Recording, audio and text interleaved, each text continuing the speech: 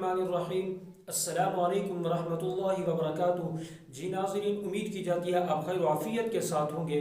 नाज़रीन, आइए अलामात के ज़रिए कुरान पाक का तर्जमा सीखें। इस कोर्स का हमारा सबक नंबर 5 है। आज के सबक के अंदर हम इंशाअल्लाहुल अज़ीज़ 4 नई अलामात के मुतल्लिक़ आपको बताएंगे। पहले भी 4 अलामात के मुतल्लिक़ बताया था, लेकिन इस सबक के अंदर हम इंशाअल्लाह 4 नई अलामात के मुतल्लिक़ बताएंगे और आपको ये भी बताएंगे ये 4 अलामात आ जाएं तो तर्जमा आपने किस तरह करना है। और कुरान पाक के अंदर ही से मिसालें होती हैं, आप इन असबाब को ज़रूर देखिएगा, आपको ज़रूर फ़ायदा होगा। तो चलिए आज का सबक शुरू करते हैं। सबक शुरू करने से पहले छोटी सी गुजारिश है, चैनल को सब्सक्राइब नहीं किया तो सब्सक्राइब करके बेल घंटी को ज़रूर दबा दें।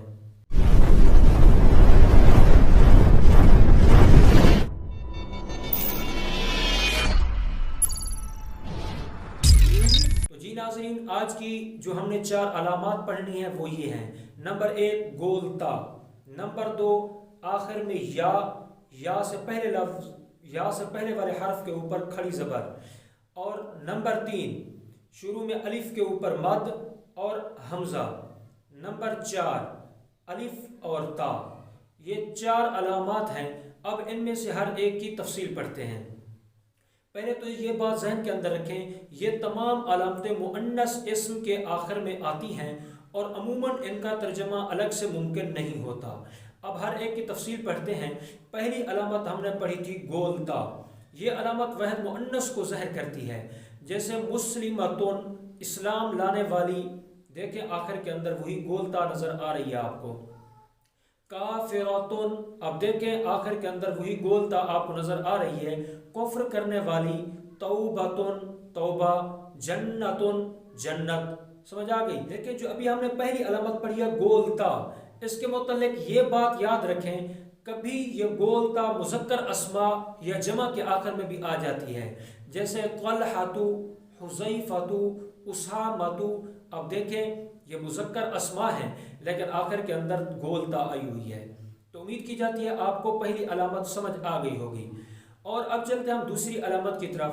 दूसरी अलामत यह है इस्म के आखिर में या और उससे पहले वाले हर्फ पर खड़ी ज़बर। तो ये भी वह मुअन्नस की अलामत है और या पढ़ने में नहीं आती बल्कि सिर्फ लिखने में आती है, जैसे कुबरा। अब देखिए आखिर में या है, या से पहले वाला हर्फ जो रॉ है उसके ऊपर खड़ी ज़बर है, लेकिन लिखने में तो या आ रही है लेकिन पढ़ने में नहीं आ रही। तो कुबरा इसका माना क्या होगा? बड़ी। ऊला, अब देखें आखिर में वो या है, उससे पहले वाला हर्फ जो लाम है उसके ऊपर खड़ी ज़बर है, तो ऊला का माना क्या होगा? पहली। तो पहले मैंने आपको बताया था इनका अलग से तर्जमा मुमकिन नहीं होता इन 4 अलामात का। समझ आ गई। दूसरी अलामत भी उम्मीद की जाती है आपको समझ आ गई होगी। अब चलते हैं हम तीसरी अलामत की तरफ, जो कि आपको बताई थी अलिफ के ऊपर मद और आखिर में फिर हमज़ा। इस्म के आखिर में हमज़ा और उससे पहले अलिफ के ऊपर मद, ये भी वह मुअन्नस की अलामत है, जैसे बैदाउ। अब देखें आखिर में हमज़ा है, हमज़ा से पहले अलिफ, अलिफ के ऊपर आपको मद भी नज़र आ रही है। तो बैदाउ का माना सफ़ेद रंग। सफ़राउ, अब आखिर में देखें हमज़ा है, हमज़ा से पहले अलिफ, अलिफ के ऊपर आपको मद भी नज़र आ रही है। सफ़राउ का माना जर्द रंग।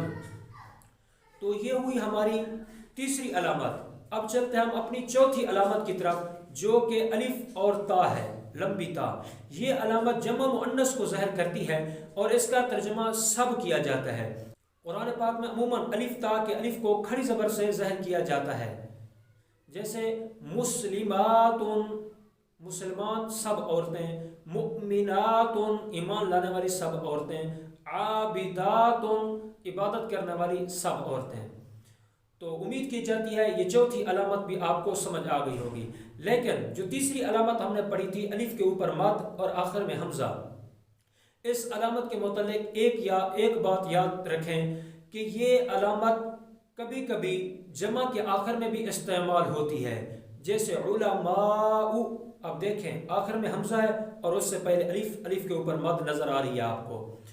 रुहमाउ, अब देखें आखिर में हमज़ा नज़र आ रहा है आपको, उससे पहले अलिफ, अलिफ के ऊपर मद भी नज़र आ रही है। शुहदाउ, आखिर में देखें हमज़ा, हमज़ा से पहले अलिफ, अलिफ के ऊपर मद भी नज़र आ रही है आपको।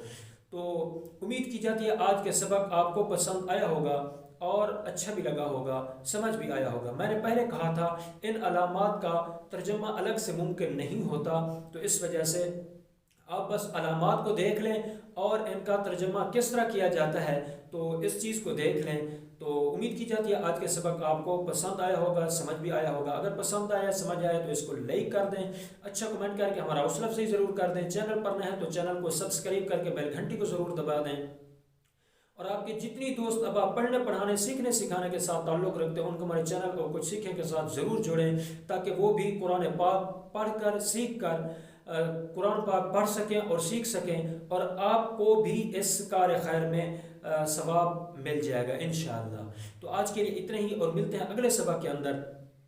اپنا بہت بہت خیال رکھیے گا اور مجھے اپنی خصوصی دعاؤں میں یاد رکھیے گا۔ السلام علیکم ورحمۃ اللہ وبرکاتہ۔